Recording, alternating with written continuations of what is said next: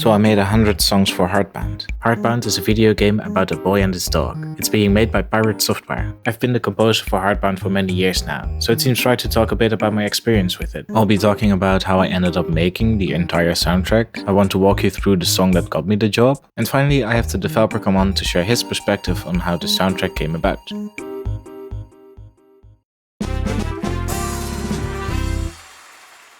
So if you could start by introducing yourself. Sure. So I am Thor. I'm the programmer, writer, and designer for Heartbound. I'm the owner of Pirate Software, a game studio, and I work with Stein on the video game. Stein does all the music. I do all the other stuff, except for art. Shay does the art and animation. So it's the three of us working on the game together. Would you like to start with the first question I have? Because I think it'd be interesting to share like the reason you decided to bring me on board for Heartbound. Sure. Yeah. I think the main reason I brought you on board for Heartbound, I think we were working on Champions of Breakfast at the time, which was like our first game. And we had a different musician at the time, and they had never made game music before. And you contacted me, and you're like, hey, I'd really like to work on this game, Heartbound. I was like, cool. You're going to have to wait because we're working on this other thing first. And you waited. And then when the time came, I was like, hey, do you still want to do this? And we talked about it for a little bit. I think it was a short kind of talk about it. And I gave you a test. And the test was, can you make a song that feels like this game from the stuff that we have out now? And you gave me the Heartbound, I think it's called today, Swan Song. And it's just brilliant. And I was like, yep, that's the one, like instantly. And it was just because you were still interested even after a great deal of time. You made something that was really, really on point, that felt like the game, and it just worked. It just made sense. And I think I don't even know how long after that we talked about like payment and everything else that went into it. Because I think, were you on the team at the time that we were paying people on a per item basis in the very, very beginning? Were you there for that? Or were you there after we were going into the percentage-based one? I'm pretty sure I was paid per song at the beginning. Yeah, in the very beginning we did that, and I didn't remember if you were part of that or not, because it was like really early days. Because we had our other musician had done a couple of songs in the very beginning, and those ended up getting used for the ARG. Yeah, I don't think they're in the game now. I think they're just in the ARG. But yeah, it's in the very beginning we did a per asset because I had a day job. I didn't have enough money to do anything on the side. So I was like, well, no one could get paid unless I get paid. So I'm going to go to work, and then I'll come home, and then I'll pay on a per asset basis, and I'll just buy these assets. And then when we launch, we'll go to a percentage base, and everyone seemed to agree with it. So we ended up going that direction. And I don't know, it just kind of worked out. I think it was because you were willing to make something really cool, and the team was really small and weird. So we all had to be flexible, and you were willing to be flexible about it, you know? And now we're here. So, worked. Yeah, I think I can be really lucky that I contacted you at the time I did as well. Yeah. The timing was perfect as well. And very persistent. Yeah, yeah, you said I was persistent, which sort of, checks out. Yeah. I remember you would like message me every 2 weeks. You're like, hey, is there any updates? Any updates on this? And I was like, no. Just give me a little bit. It's very funny. Glad I'm at least a little bit annoying sometimes. Oh yeah, but what's also interesting from my perspective, because it reminded me of that as well, is that the main reason I even contacted you in the first place was because I saw a tweet of you bragging about the lighting system in Heartbound. Yeah, I love that system. And I was like, this is so cool. Mm-hmm. Yeah, no, the lighting system, I'm so proud of it. It runs on a smart fridge, you know, like yeah. It's dumb. But no, I'm really glad. I'm really glad that was the eye-catching thing. Yeah, awesome. Hell yeah. When I first approached Thor about working on Heartbound, I was asked to write a demo of what I thought would fit the vibes of the game. So I did. This is what I sent.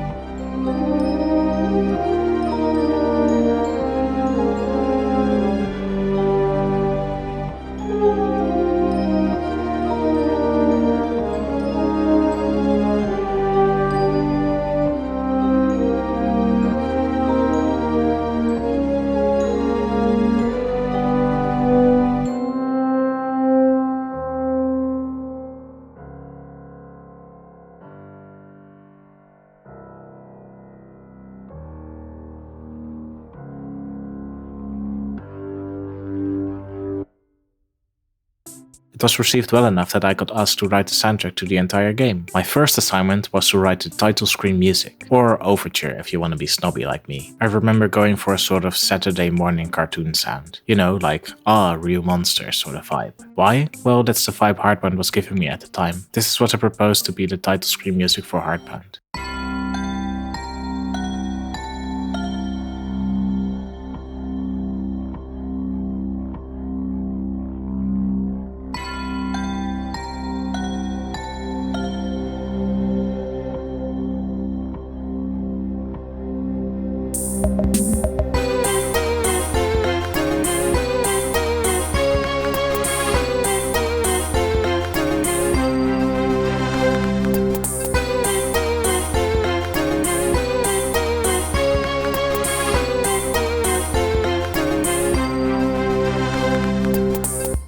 This ended up being a bit too high energy. Thor noted that he was looking for something more chill. So buckling down, I wrote another track. This one was very laid back, with little tension going on. Take a listen.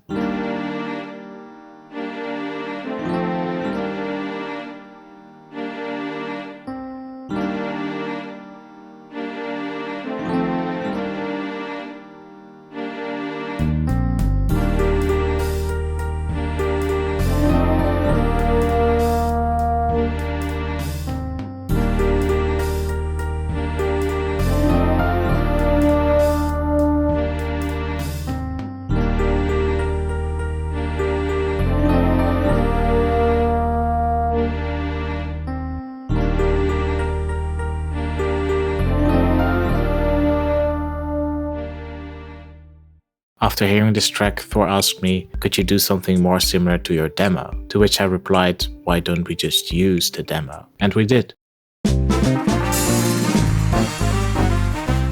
I was wondering if you could share some insight on how you go about giving a prompt to me as a composer, and then further along the line giving feedback on what I make of that. Yeah, I actually don't remember what the feedback was at the time. I feel like I probably give you better feedback today than I did then, if that makes sense, because we've been working together for so long now. The way that I generally try to do it now is what I'll do is I'll try to show you the environment if we have anything available for the environment. I'll try to tell you a little bit about the story. I'll try to tell you a little bit about the kind of the mentality for the characters, and then just kind of let you do the thing, right? Because music is generally a very emotional thing, and having emotional context is really what I think is the most important, if that makes sense. Yes, for sure. It's something whenever I work on any game, the biggest question from me is like, what do we want the players to feel when this music is playing? Because that's really what the music does. It sort of forces you or tells you what to feel about what's happening, and just making music based on what's already happening doesn't really add much to the scene. I think instead just trying to find that part, what the scene isn't quite fully conveying yet, what emotion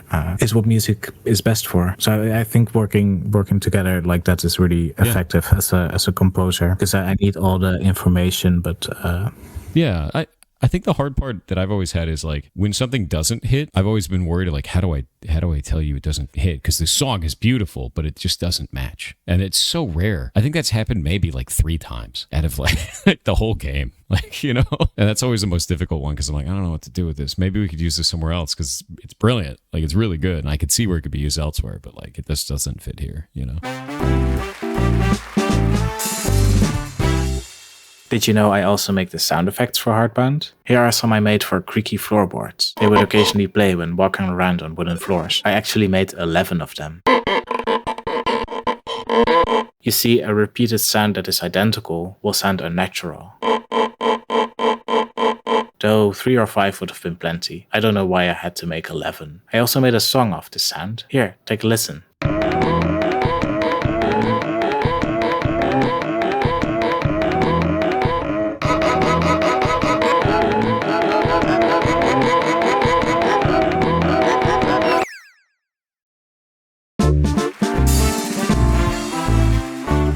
What are sort of the challenges that you noticed when working with game music? I think the initial challenge that I had was in dealing with how many soundtracks you can have playing in memory at the same time. It's all memory related. It's very programmer lame stuff. Like really at the end of the day, it's hard to get a lot of that stuff to work on older machines. It's hard to keep all the soundtracks running on older machines and do it in a way where the audio quality isn't sacrificed in some way. So I've done a lot of really clever stuff with that, like putting the sound files on the computer. But then when you do that, you have to realize that people can just take the soundtrack and then port it, right? They can just take it right out of the game and just give it to somebody else. So then you have a problem of like, can you even sell the OST? Which is why I ended up talking to you about doing remixes, right? So like certain kinds, like versions of the song that are only on the OST, so that there's a reason for people to buy the OST. And that worked out really, really well to try and get around that. So I think that was a major challenge for me, was trying to find a way to make that correct, where like it wasn't awful for you, and trying to make it work in the game and trying to make it work in terms of people want to buy the OST so that you can get more funding, right? How much of the memory usage is simply audio? Almost all of it. Yeah. It's almost all audio. In fact, the size of the game, I think 65 to 70% of the file, like on disk size, is audio. And I think that most of the memory is audio. Most of it.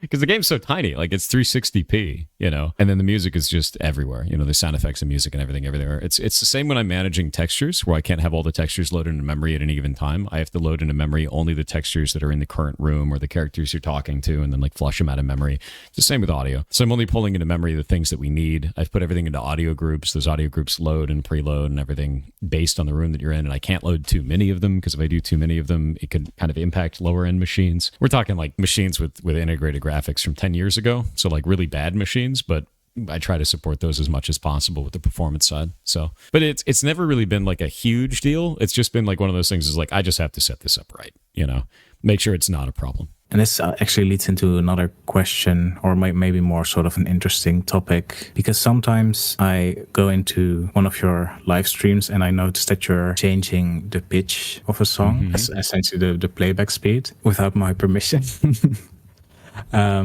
Which is fine, but I'd be interested in how you decide to use that sort of trick. Is it purely for saving memory, or is it a quick way to get different feelings? It's a quick way to show that there's corruption going on in that portion of the game. So there's a lot of areas where we go into the dark world where there's like a corruption portion. It's also a way that I've used to show when lighting has changed. So for instance, if you're inside of the Mossback's house, right? And if you turn off the light there, it lowers the pitch of the music by about 5%. It's the same song. Nothing really changes.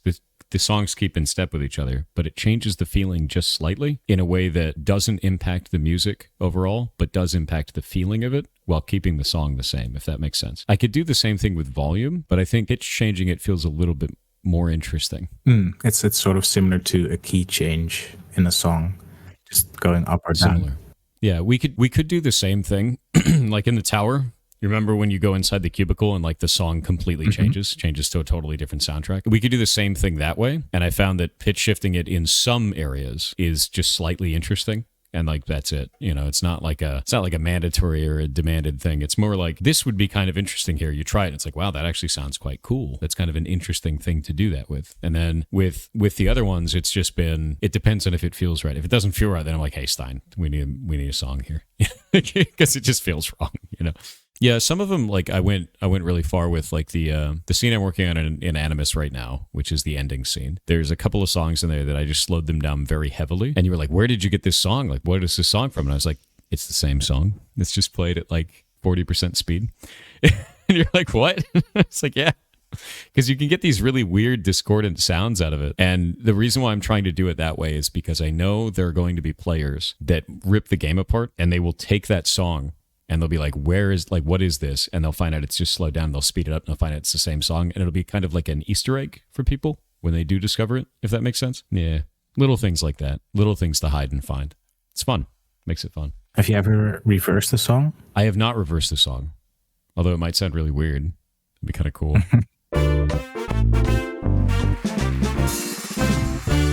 Before we move on, I want to thank Thor and everyone at Pirate Software. Working on Heartbound has been amazing, and I don't know where I would be if I hadn't met you guys. There will be a link to Heartbound's Steam page in the description. Please check it out. And stay tuned for more videos on game soundtracks, as well as game development related topics. If there's anything you'd like me to cover, please let me know. Also, we at Frog Vibes develop games too. Links to all of our games are in the description. If you'd like to support us, please share these videos around and join our Discord. There you can not only chat with us, but also participate in Game Club, where we pick a new game to discuss every month.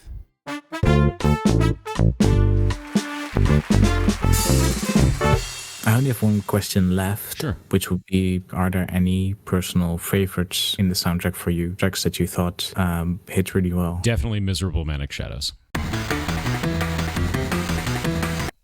That's the one I've been listening to a lot lately, which is your latest one for the game, like the latest combat music. I love the idea of having multi-part songs or songs that transition back and forth between characters, and Miserable Manic Shadows does that, and it's just great. It's really, really fast-paced. It's really good. It fits to the two characters super heavily. I like it a lot. It's definitely that one and the one that we called Heartbound, which is the song for, well, you know where that one's for. It's the one with all of the chapters. Yeah. I don't remember if it's Heart or Heartbound. Maybe called Heartbound. I don't know. I think we can probably decide what to call it Yeah. ourselves at some point. Yeah. Yeah. All the names are like placeholder, and then it's like, well, they're in there now. Yeah. I've changed my naming conventions wildly over the many years that I've been working on Heartbound. So I imagine the soundtrack will be very weird to scroll through. Makes sense. Is there anything else regarding the Heartbound soundtrack or maybe sound effects that you think would be interesting to share? Interesting things about the Heartbound soundtrack. Well, on the OST version, we're at exactly 100 songs, which is kind of wild. It's like 3.5 hours of music, which is funny because there's all these companies that keep approaching me wanting to do like a vinyl record of the OST, and then I'm like, we have 100 songs, and they go, do you want to put one song on the? Like, do you want to put one on the record?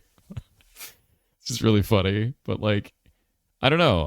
Funny stuff about the OST, I have no idea. I think the work that you're doing is phenomenal. I think the game wouldn't be what it is without your stuff, you know, and it's great. The music is awesome. Yeah, no, absolutely. I mean, it's not even just like a compliment. It's 100% true. Like every piece of this required all three of us, and you are a third of the game.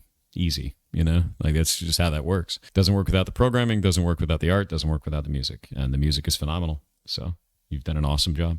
Oh, and soon Jotunheim, because Animus is finally wrapping now that I've not been exploding like I have been the last 6 months, which is great. It'll be fun. Yeah. So this was a nice talk to have about this. And then talk to you later, man.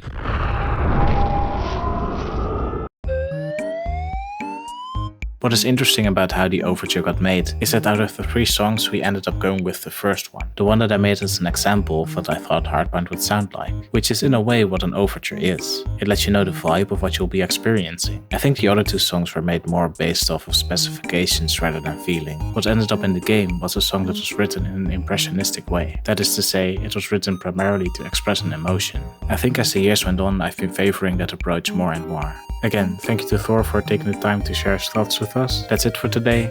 Bye bye.